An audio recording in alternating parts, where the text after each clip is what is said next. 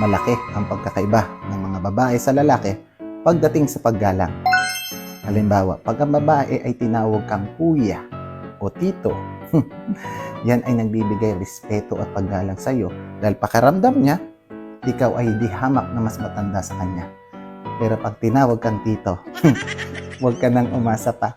Hanggang pang tito ka lang talaga. Hindi siya interesado sa iyo.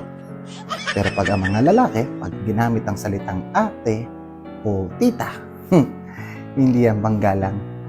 Kababalaghan yan. Alam mo yung may nararamdaman kang hindi maganda. Yung intuition mo, parang alam mo may nangyayaring hindi maganda. Tapos tinanong mo siya, sino ito? Pag ang sagot ni Kumag ay ginamit ang salitang si ate, si tita yan. Tapos yung itsura niya ay di hamak na mas matanda pa dun sa babaeng tinawag niyang ate o tita. Ay, maniwala ka. Kulasisi niya yan.